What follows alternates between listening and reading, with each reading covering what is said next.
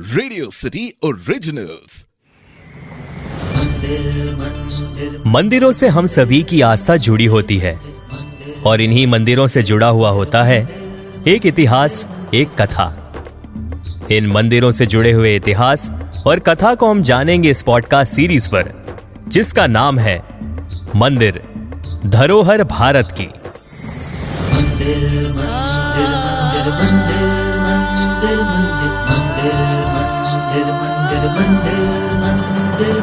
आस्था का प्रतीक यही, मन को शांति मिले यही, निराशा में आशा मिले यही, जगमाता और पिता मिले यही। मंदिर धरोहर भारत की, मंदिर धरोहर भारत की। आज हम शिरडी के साईं बाबा मंदिर की बात करेंगे।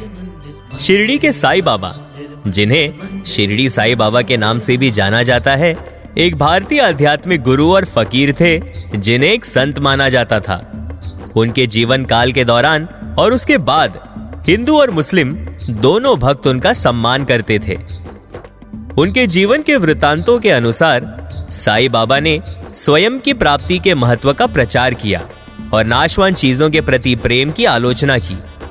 उनकी शिक्षाएं प्रेम, क्षमा, दूसरों की मदद, दान, संतोष, आंतरिक शांति और भगवान और गुरु के प्रति समर्पण के नैतिक कोड पर केंद्रित थी। साईं बाबा ने धर्म या जाति के आधार पर भेदभाव की निंदा की। उनके हिंदू और मुस्लिम दोनों अनुयायी थे। उनकी शिक्षाओं में हिंदू धर्म और इस्लाम के तत्वों का मिश्रण था।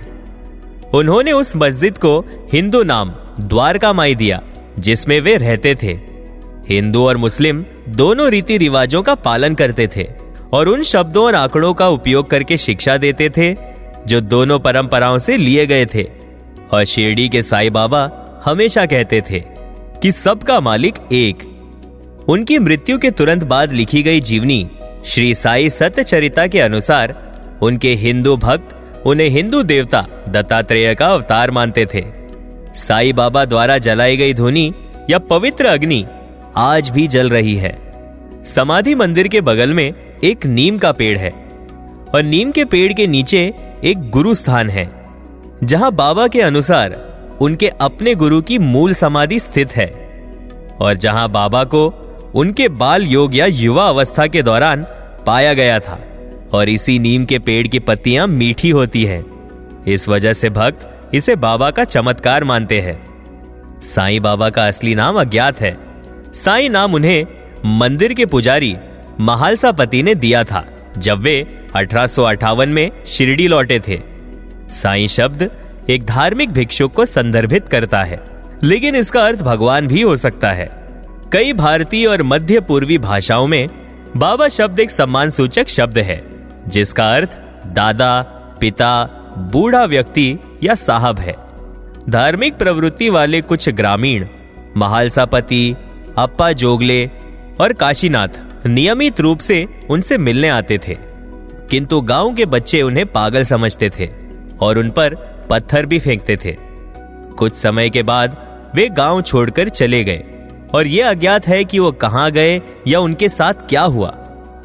4-5 सालों तक बाबा एक नीम के पेड़ के नीचे रहे और लंबे समय तक ध्यान साधना की। उनके व्यवहार को अक्सर आत्मविस्मृत और अल्पभाषी बताया जाता था और वे अक्सर शिरडी के आसपास के जंगलों में लंबे समय तक भटकते रहते थे। अंततः उन्होंने एक पुरानी और जर्जर मस्जिद में निवास करने के लिए राजी किया गया, जहां उन्होंने अकेले जीवन व्यतीत किया। वे भिक्षा मांगकर जीवित रहे और यात्री हिंदू या मुसलमान आगंतुकों को स्वीकार करते रहे। मस्जिद में उन्होंने एक पवित्र अग्नि धूनी बनाए रखी और आगंतुकों को विदा करते समय उस अग्नि के पवित्र राख यानी उडी दी। ये राख उपचार और अपशकुन निवारण शक्तियों से युक्त मानी जाती थी। वे एक स्थानीय हकीम की भूमिका निभाते थे और बीमारों का उपचार राख के प्रयोग से करते थे।